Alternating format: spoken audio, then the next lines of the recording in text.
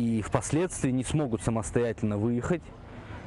Сахиба не сможет заехать сюда, чтобы их вывести. Соответственно, дети останутся непонятно где, в детдоме, либо у каких-то знакомых.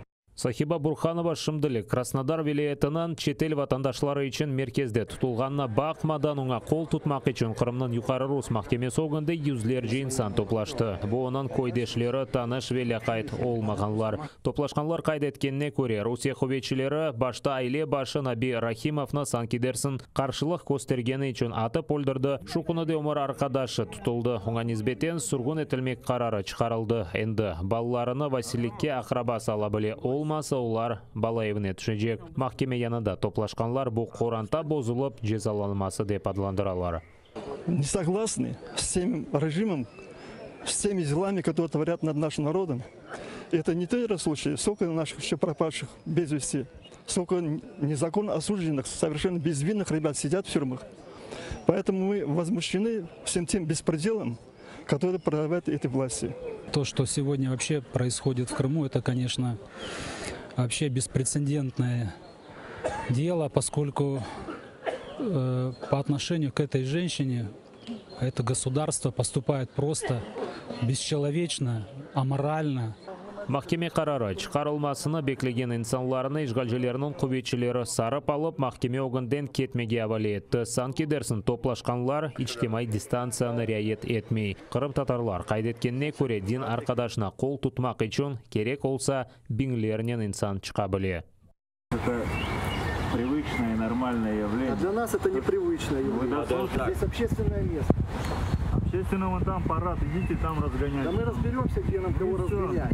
Нагнали очень большое количество сотрудников правоохранительных органов, нагнали ОМОН, спецназ, автозаки, военные машины в полном обмундировании против мирных людей, женщин, детей, которые пришли просто постоять возле Верховного суда и дождаться решения, какое же все-таки решение примет суд.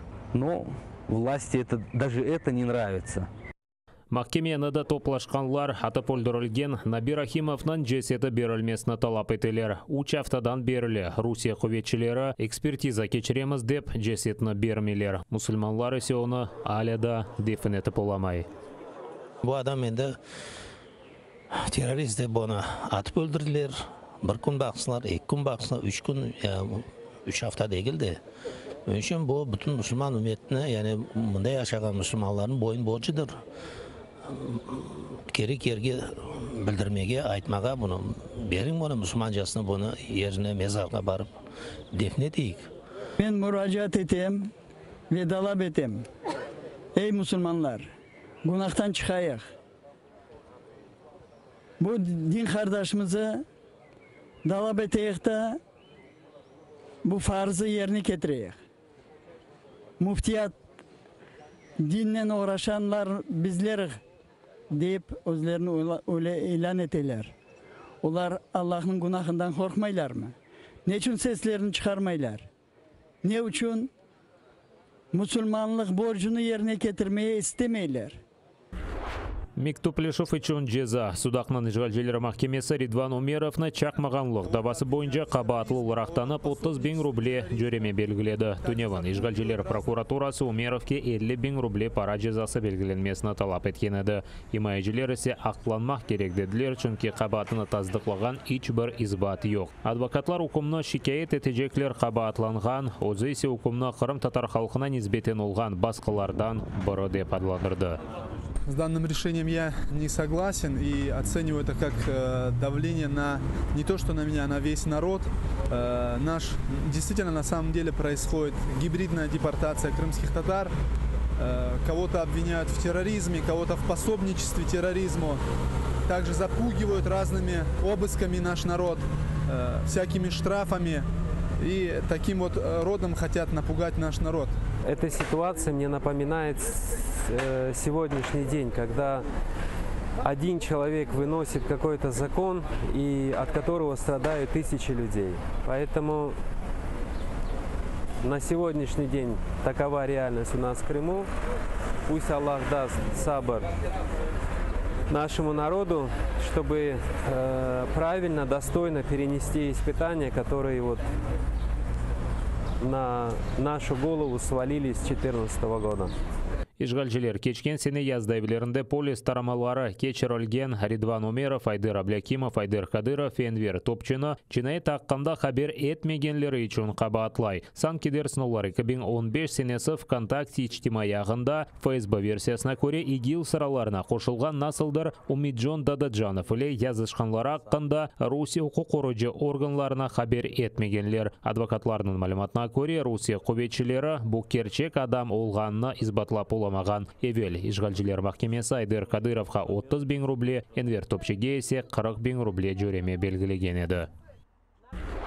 Кечкен күн девамында Украина бойынша 3306 яңа коронавирус хастасы таздықланды. Олар арасында 169 бала ве 77 тибет хадимы. Бір аптадан берлі Киев хасталық тарқалмасы бойынша бірінші ерде 384 хаста қайдетілді. Днепропетровск, Донецк ве Львив вилаятьлерінде чин вирусы 225-тен 280-ге қадар хастада белгіленді. Башқа регионларда хасталарынан сайысы 200-ден аз. Уммен алғанда 1400 кіші хасталық ағырлашмасы нәтижесінде хастаханеге түшкен, 156 кіші хасталықны еңіп оламаған.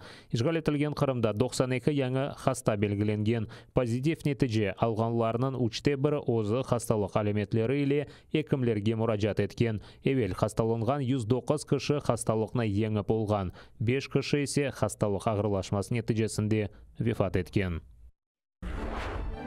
Милли байрам Зариф музыка иле Украинаның милли филармониясында Азербайджаннан Жумхуриет күніне бағышланған байрам концерті кечірілді. 103 ел эвелсі Зиманеви Азербайджан құрылмасы башланған әдідей Азербайджанлар диаспорасының башы Хикмет Джавадов. Большевиклерінің ұжымыне қадар Жумхуриет 2 ел фаалиет көстерсе біле, о вақыттаки еңішлеріні Азербайджан шымдыде құланады. В 1991 году, то, что отмечено на сегодняшний день у нас в Конституции, объявлено было, что сегодняшняя Азербайджанская республика является преемником той республики. То есть мы сейчас отмечаем 103-й год создания Азербайджанской республики. Во всем мире азербайджанская диаспора отмечает этот день с гордостью, с радостью. Естественно, и в Киеве, вы знаете, в Украине очень большая азербайджанская диаспора. Иш адамлары, дипломатлар, украин саясетчілері ве меджлис юлбашчылығы филармонияның колонналар салонында ерлеріні ала. Огде Киевдеки камера тайжырасында 2 саат классик музыка. Дирижер Азербайджанның нам қазанған артисті Ялчин Адигизалов.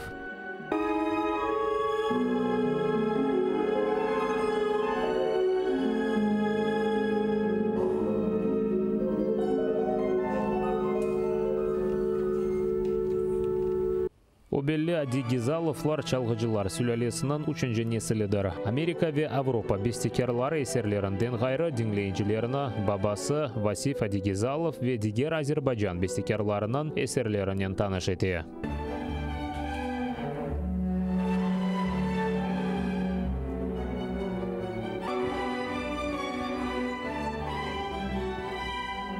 Бірдемлік тек санаве салонда дегел. Азатлық ве мұстақылық үшін күнлік көрешті. Азербайджан өзінің бір заман Арменистан тарафындан ишғал етілген территориясының қайтарып oldu. Бұл ақта Украиналы ве Қырым татарларда арзу етедей меджлис рейсі Рифат Чубаров. У незалежній Україні завжди з Азербайджаном були добрі дуже стосунки і по всіх параметрах ми дуже порозуміємося один одного. Можливо, цьому сприяє і біда, яка є в нашій країні зараз, і яка довгі роки була і поки що зберігається в Азербайджані. Ми завжди підтримуємо і підтримували всі ці роки територіальну цілісність Азербайджану, і те ж саме зараз робить Азербайджан щодо України. Давид етілген мұсафирлер арасында Киев мэрі Виталий Кличко, Азербайджанның пайтақты Баку или Зевклана екен. Азербайджан ве Украина халқына абаданлық тілей. Чтобы у вас все получалось. Мы очень ценим, очень большая азербайджанская диаспора живет в Украине. Мы знаем очень много инвестиций которые проходят в Украину. Очень ценим, развиваем наши добрые соседские отношения.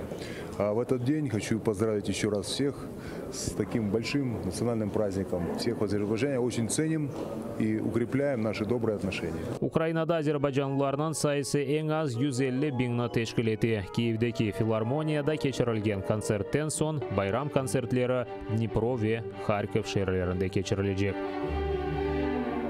Владислав Стужук, Ислам Пинка, Заман, АТР.